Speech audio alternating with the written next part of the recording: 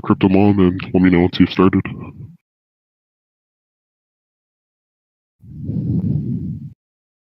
Okay, so welcome to this week's meeting. I know for some of our normal people that would show up, today is a holiday for them, so you're going to keep this meeting relatively brief. A few things that I want to cover for this meeting. So one of the things that I wanted to go over was recapping on some of the details for the swap that's going to be happening. So we're going to be starting the swap sometime this week, likely towards the end of the week, the weekend. Which means that the swap will be ending September 1st, 2019. So give or take about a year from now, as I previously disclosed. And any of the outstanding Atmos, as in the EOS token, that hasn't been claimed by then, will be burned from circulation. So it is very important that everyone swaps over within this 1 year time frame, which I feel is more than sufficient. So after we have issued the token and you can claim it via the swap, we'll be contacting some of the DEXs that are currently on EOS, or at least advertised as DEXs. And we ask that you please keep in mind that since we haven't audited the source code of any of these DEXs, I don't actually believe that at this point in time any of them are open source, but they all have stated intentions to be, that you do your own due diligence and use them with caution as you would with any exchange. You should always be looking into its history a bit. In terms of receiving the token, as some of you guys may know, there's two token models on EOS that have really been popularized. So there is the standard model, which the developer covers the RAM fee of sending out the token, and then there is the poor model, which I believe was created by the block producer Generous, which the person receiving the token covers the RAM cost. So we'll be using the former of these options, which is we'll be covering the RAM costs in terms of receiving the token. However, we will not be covering the cost in terms of creating the EOS accounts. So everyone will have to independently create EOS accounts for themselves. But we will provide a guide and resources on how to do this, and of course there's help available on the Discord if you need assistance in how to set up an EOS account in terms of the wallet. So ultimately we're leaving that process to you in terms of setting up the actual account, mainly because this has to deal with the whole process of setting up your private keys and whatnot. So as you may know, as well as previously mentioned, there's a compression that's happening in terms of the max supply, because the max supply is decreasing. Right now, the max supply of Atmos, in terms of this, is, I believe, roughly over 110 million, as that was the initial amount. And with the EOS token of Atmos being issued, there's only going to be 100 million of them, and so you will receive the proportional amount in terms of the token when you do the swap. So I'll put an example in the chat, but I'll also read it out verbally. So just to give you an example, suppose there's a token A, and there's 10 of them. There's only 10 of these tokens A in existence, and you have one of these tokens. And then we say there's going to be a token B that's going to be created, and we want everyone who has A to swap over to B, and B has a max supply of 1,000. So just to clarify, you have one A, there's a total of 10 A's in existence, and there's a total of 1,000 B's in existence, and you're trying to swap over to B. Well, you're going to receive the proportional amount. You control 10% of the total supply of A, which is 1 divided by 10.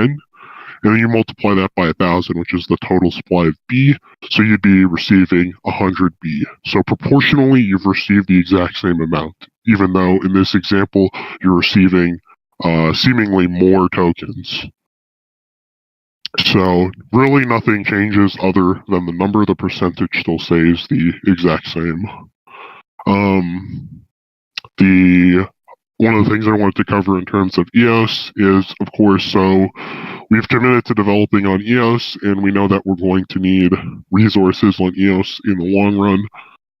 An example of some of the renewable resources that we're already using is, of course, with the EOS form account.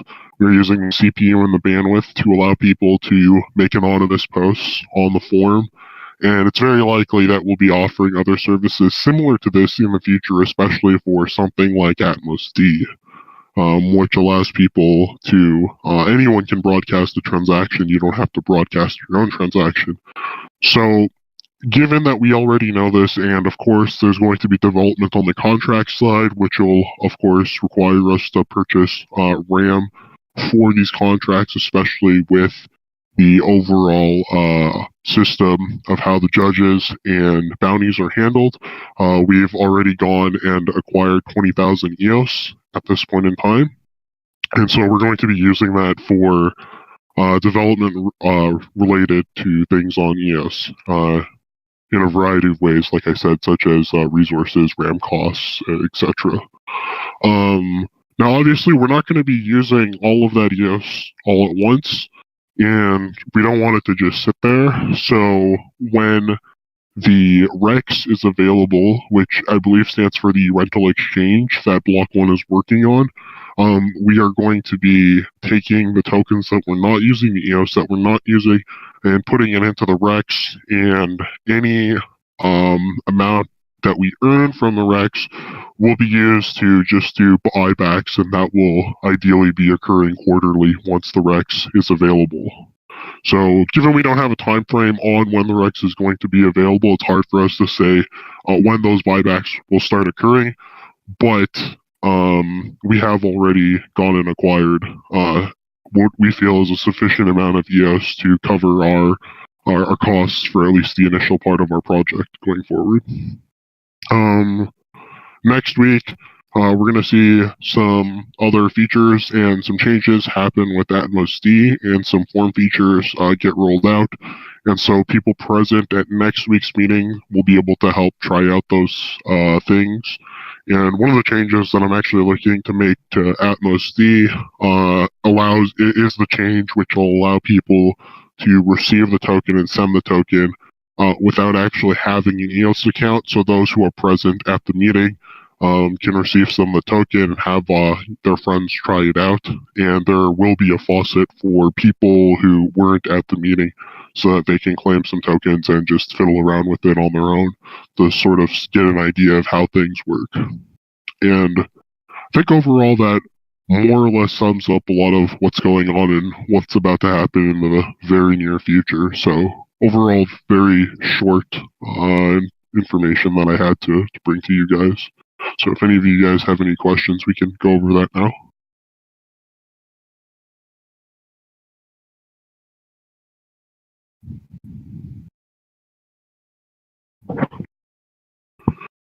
Yeah, so I'll go over that. One of the suggestions that was brought up by Road Crypto was the ability to create polls on the forum. So this is a feature that I have planned. I actually still have to add that to the roadmap, which I will actually do right after this meeting. Thanks for reminding me. It's not a major feature, but it's fairly simple to implement, so I might actually have it ready by next week when I plan to roll out some other features like user profiles and some other moderation-based features. So, I'll add it to the roadmap, and yeah, it might be done by next week when I roll out some other things.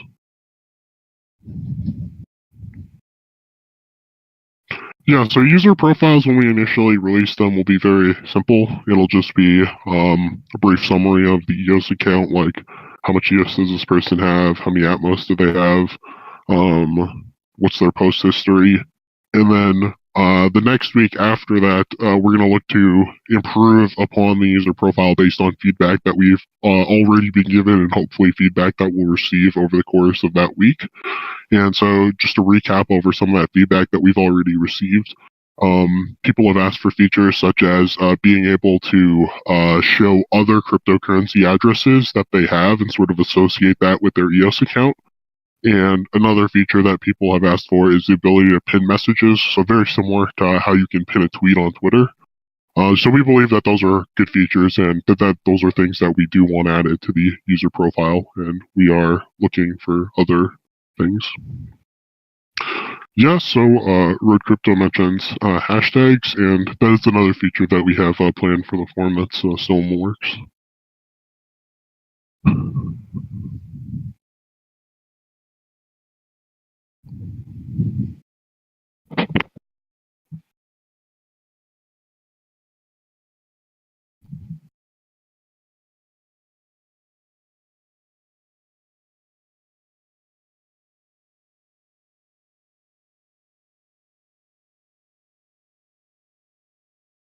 I'll give a few minutes here since I still see some typing going on going on in the chat.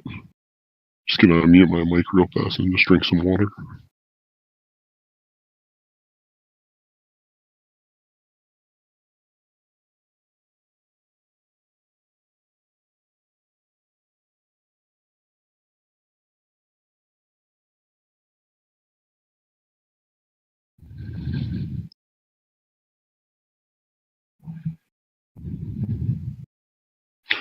So fix those profiles that allow links and other rich content. What do you mean by links?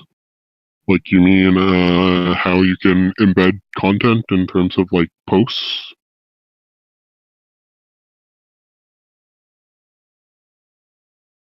Or oh yeah, that's already going to be built into the profiles, because really the profile is going to show that person's post history, and uh, it's if basically you've made a post that has content embedded, or it's an attachment, that'll show up as part of your profile when it's showing the post history. So that's already part of the how it works.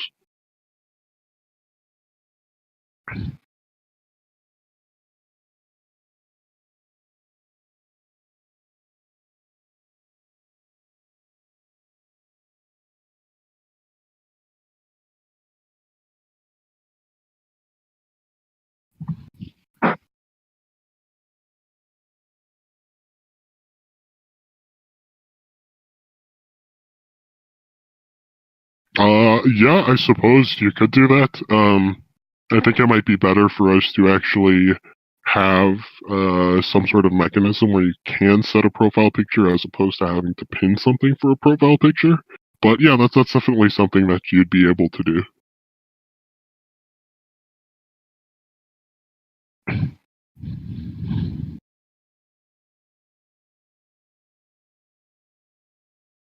One thing that I can say won't be initially available off the bat is you won't be able to pin someone else's message to your profile. That'll be like a later feature down the road. That won't be part of like the initial release of profiles.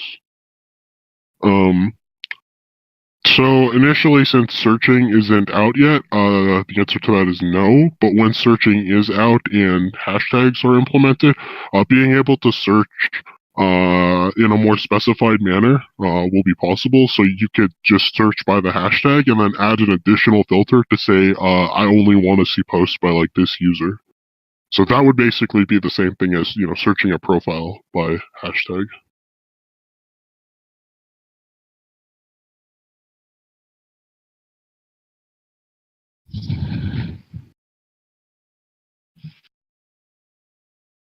And then since we're on the topic of searching, just to go over how the video interface will work. The video interface will mainly actually use IMDb's search engine, and then we can go from the IMDb ID of a film or a series or whatever, and then we can use that based on a hashtag, because we're going to have the system.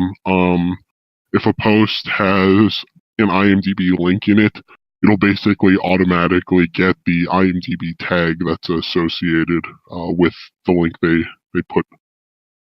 So that gives an idea of how the video interface will sort of work with that.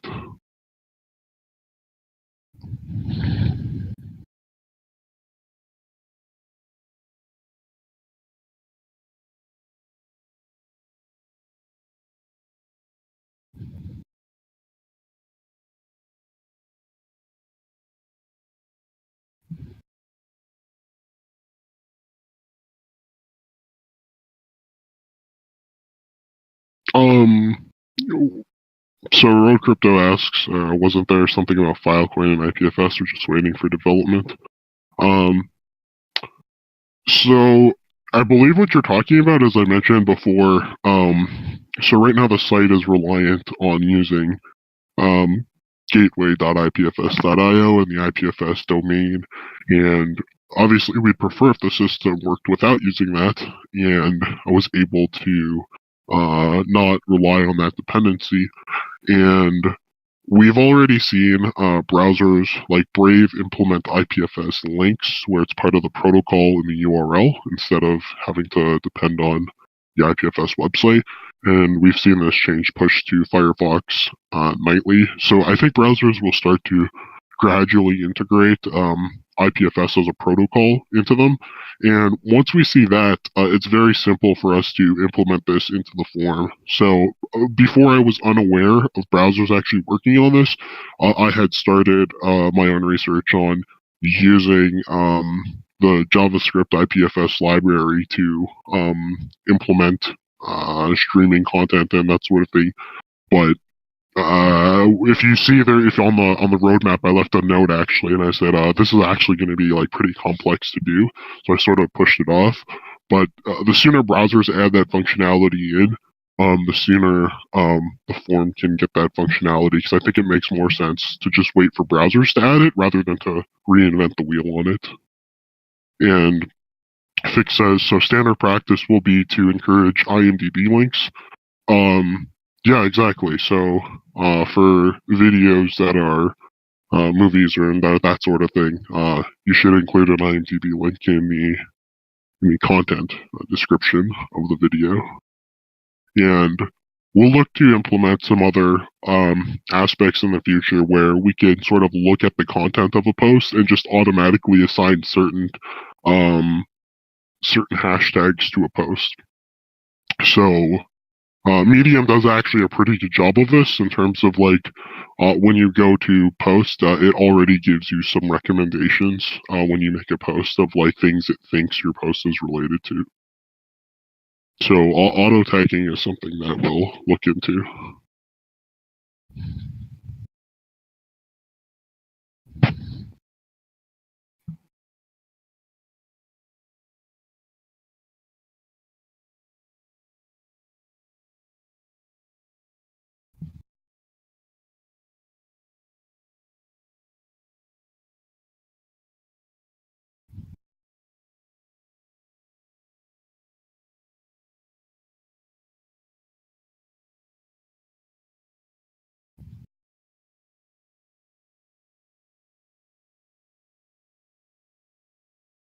Uh, so that's not something that would be possible. Well, it depends how this is implemented, really, because um, when you're making a post, there's no way for the uh, the blockchain to really know what's at the end of that link. So there's two ways this can really be done, which is either the server that you pass through when you make that post. So for example, when you post anonymously, since we post on your behalf, we actually see the content that you're posting technically, or at least the content passes through on our side before it gets posted. So we could see, okay, hey, there's a Medium link here. We can go download the content and then inject that into your post. But in the case of a user posting, there's no way to grab what's at the end of that link easily, so to speak. And that has to. Yes and no. It's like, okay, so there's this thing. I have to get a little technical here. So there's this thing called CORS. And what it is unless your website is set up so that like other websites can grab its data from JavaScript, it's typically disabled by default. And so Medium doesn't work like that. So you'd have to use a pass-through to grab that data. So just in general, it's like it would be difficult, or I shouldn't say difficult, but it'd be awkward to implement what you're asking for.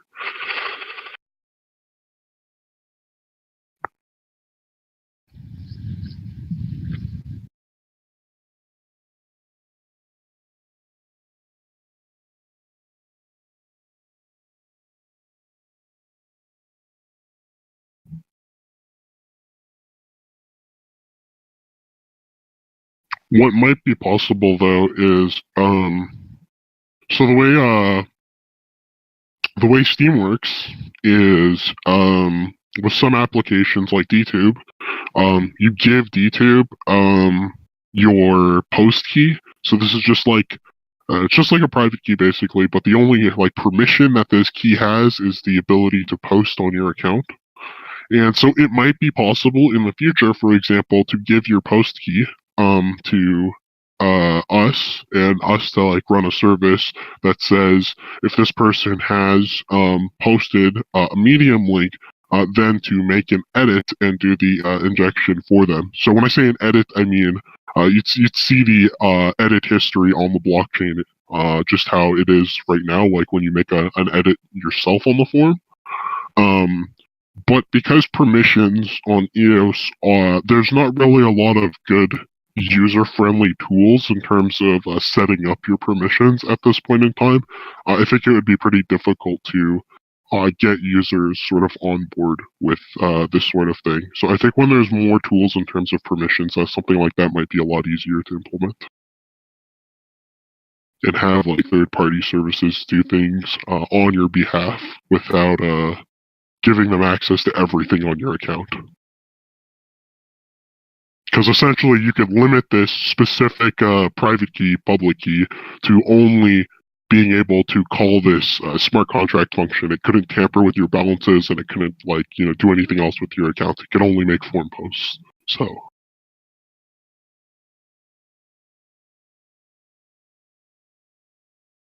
Okay, so do any of you guys have any further questions, or is that a wrap?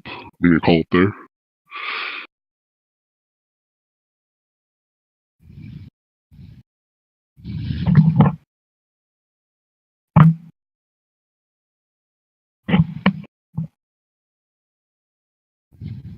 Okay, I guess we'll call it there for the meeting. Thanks for coming out, guys. Thanks for the questions, and thanks for listening.